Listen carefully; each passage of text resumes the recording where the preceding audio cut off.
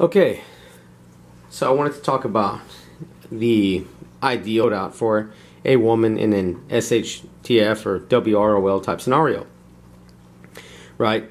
So I'm going to start with my setup first, and then I'm going to go into what I have set up for my wife. You know, that we can see kind of the comparison here. Right? And it'll make sense in a minute.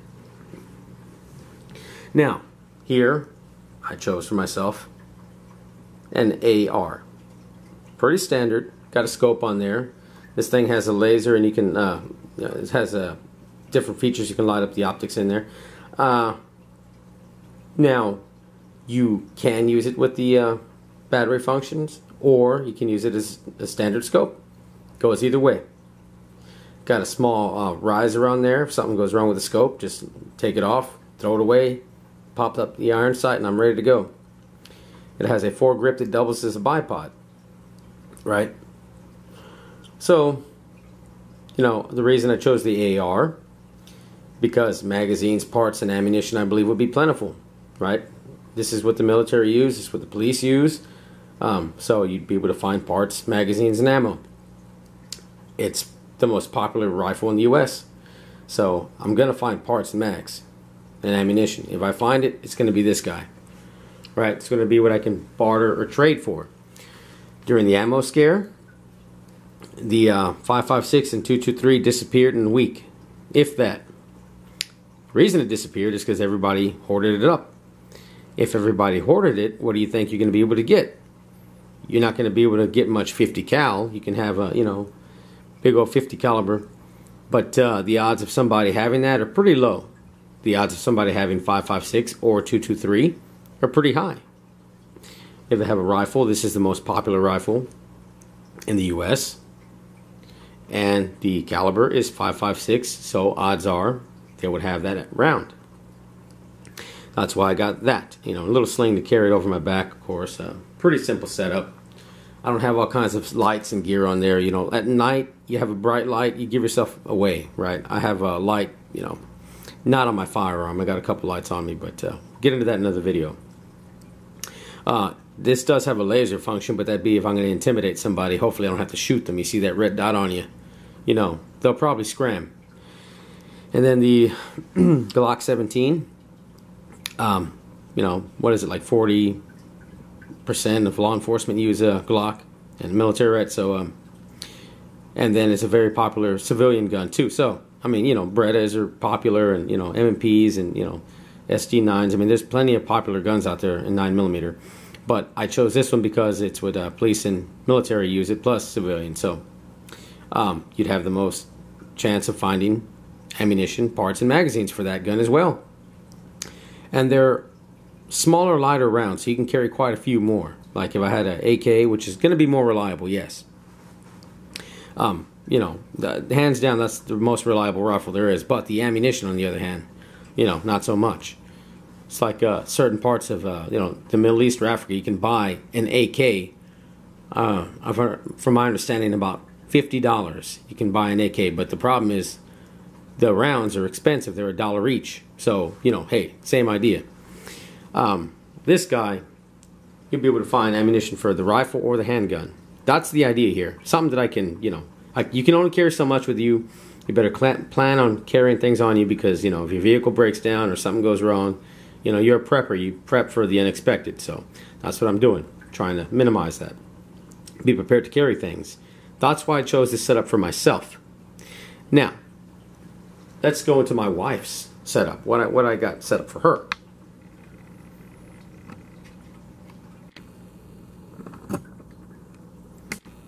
Well, what do I got here for her? AR-15 and a Glock 17. Glock, very reliable gun, right? She doesn't do any breaking down and cleaning, you know, knows how, but I do it all the time. I like to do it, so I do it, but she knows how. Same thing with the AR. You know, but very accurate, easy to use, doesn't have a hell of a lot of recoil. You know, it's like a 12 gauge or something. I mean, some, but not excessive. And there you go. you see, I don't agree with this. For those of you with wives that have a whole different setup, let's say if things are really bad enough to where you're gonna have to pull out a rifle to defend your life, something like this to defend your life, then that means things are pretty bad. If things are pretty bad, wouldn't it be nice if you ran out of ammo that you can swap magazines back and forth?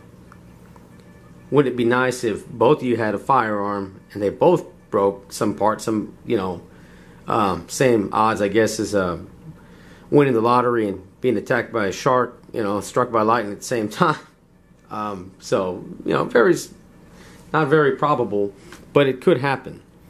If this AR breaks down, her AR breaks down, mine breaks down, you know, two different springs, well, we put it together, we have one rifle still, right? If you have one AK and one AR, and they both give out, you know, parts break in there, well, then you're screwed. Both got a couple clubs. But if you got the same, you can swap them out, and there you go. You got something still. Something goes wrong with both Glocks, well, there you go. If it's really that bad enough to where I got to pull out an AR, and she has to pull out an AR, well, hey, if I run out of ammo, you know, wouldn't it be nice to be able to toss each other a magazine? Right? Wouldn't it be easy to... She can pick up my rifle on the dime and, you know, function just like she was with her own, and vice versa. The AR, very versatile. There's not a lot of recoil. It's very accurate. As long as you keep it clean, lubricate it, it's going to work. Right? Same thing with Glock. You know, very simple. You don't have to question it. Lightweight. You know, the ammunition smaller, you can carry more rounds with you. And there you go, 9mm, very popular round, very effective round. Now, some people were going to say the AK is a better way to go. Yeah, maybe. I mean, like, again, you know, like I said, you go to, if you go into Africa, certain parts of the Middle East, you know, you can get I've heard you can get an AK for about $50. But when the rounds cost $1 each, well, then, you know, you can't really have that much ammo. It's not going to be that plentiful. You're not going to be able to find it because there's so little of it. It costs you so much. But this guy, you'll be able to find ammo out there because it's popular. You know, you could hunt deer with this thing. Probably not the best choice, but you can do that. You know, you can take out wild hogs with that, right? I know this old boy that does that all the time. Takes them out with his AR, right? So, I mean, a deer, a boar, those are tougher than a person, man. Those hogs got some thick hide. Same thing with deer, right? And you know, when you compare it to people, a person, man, you know, the hide on a boar or a deer, this thing is going to do some damage. Yeah, the AK is going to hit harder, but when you put them against a frail human body that, you know, is coming after you and going to hurt you, probably kill you, well, then this is going to work just fine, right? And, you know, okay, well, yeah, someone's going to say that the AK has a, you know, it's a bigger round, it's going to hit harder, more stopping power. Yeah, but look at that magazine. You know, if it's really that bad, you know, be generous with them. Don't give them one, give them 2 or 3. They're trying to kill you. They're going to do something bad. They're going to rape and kill you or something. You know, hey, be generous. Give them a couple rounds. Right? Yeah, the AK will hit harder, but, you know, 2 or 3 of these. It's like, you know, shotgun. You look at 00 buckshot. It's like getting hit with 9mm, 8 or 9mm at the same time. Right? That 9 right there will be just as effective. You just, you know, as a shotgun, just hit them a couple times. You probably won't have 9 shots, but you get my point. Anyway, that's what I believe. You know, it's reliable, it's accurate. Ammo, which, you know, you're gonna be able to find, which is most important. You know, you have a rifle that you can't find ammo for. Well, that's not gonna help you out very much.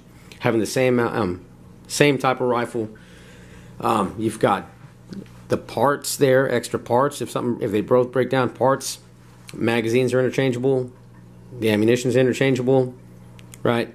You're familiar with it. That's what you got to think about, right? What I recommend for women is what I recommend for men. Right? Especially husband and wife have the same thing. Right? If you have different rifles, let's say, you know, it's best to standardize that, man. Let's say that there's a group of 4. One has an AK, one has an AR, one has a Mini 14, and one has an SKS.